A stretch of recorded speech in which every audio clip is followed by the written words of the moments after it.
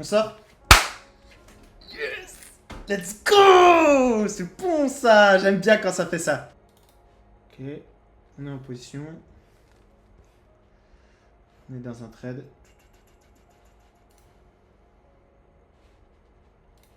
Ok. On a TP. Deuxième stop ABE.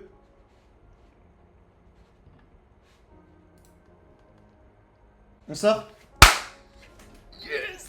Let's go. C'est bon ça. J'aime bien quand ça fait ça. Vous voyez l'explosion qu'il y a eu là? Ok.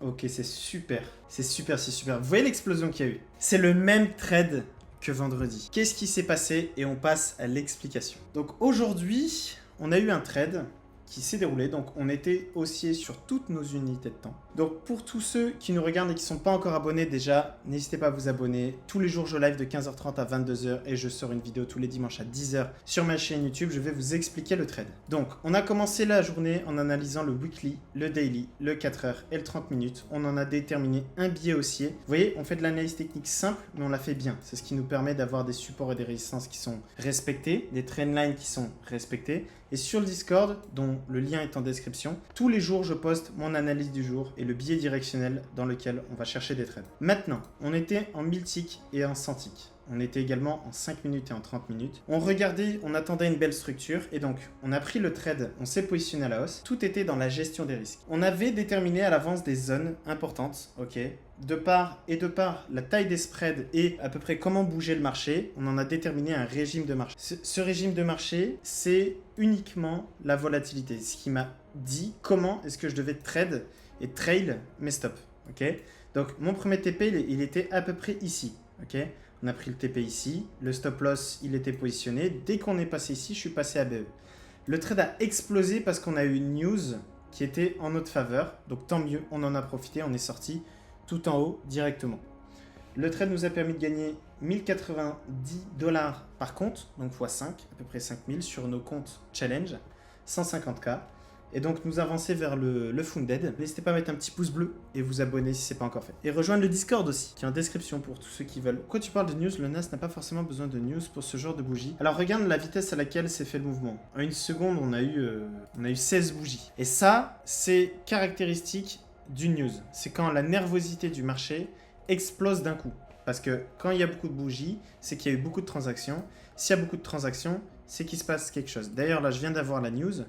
C'est que le Hezbollah est prêt pour le cessez-le-feu complet avec Israël. C'est le Liban qui dit ça. Donc on a eu une news de marché.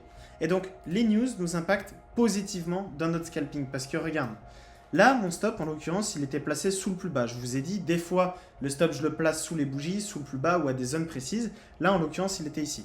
Si la news était négative, je me serais fait stopper instantanément. Ok ? Je me serais presque pas fait slipper parce que j'aurais été dans les premières transactions à sortir. Ce qui s'est passé, c'est que le trade a explosé à la hausse. Et donc, mon style de scalping prend totalement avantage des news pas prévues. Les news prévues, par contre, d'habitude, le spread augmente à l'avance. Et donc, on se fait extrêmement slipper. On prend beaucoup de frais. C'est pas possible de faire ça sur des news du calendrier économique. Mais là, c'est une news qui n'était pas prévue. Donc, on était à l'achat de par notre biais directionnel. Et derrière, on a pu encaisser les profits grâce à la news et à la bonne gestion du trade. Prendre une partie des profits directement, mettre le stop ABE et prendre le profit dès qu'on voit qu'il devient important juste après la news. Parce que la plupart des profits lors d'une news se font dans les 3 à 5 secondes. Il faut le savoir et donc c'est pour ça qu'on coupe à peu près après 3 à 5 secondes.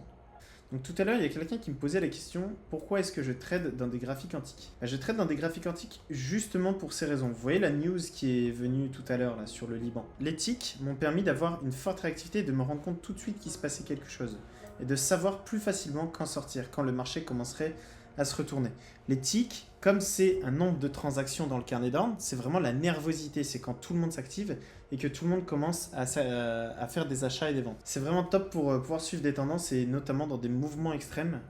Pour le côté exécution, les graphiques antiques vont vraiment être utiles, mais ça, je vous ferai une vidéo Je vous ferai une vidéo dessus un jour, c'est promis. Bah la news, vous voyez, a rendu le carnet d'ordre beaucoup plus fin. Et c'est pour ça aussi qu'on traite pas pendant des news qui sont prévues. Parce que le carnet d'ordre, il va être beaucoup plus fin, mais directement, bien avant. Les market makers, ils vont s'adapter. Dès qu'il y a une explosion de volatilité, les spreads, ils augmentent. Donc les frais aussi. C'est très souvent un bon moment pour sortir. Notamment en limite, si vous pouvez. Et attendre que le marché se calme pour reprendre des positions.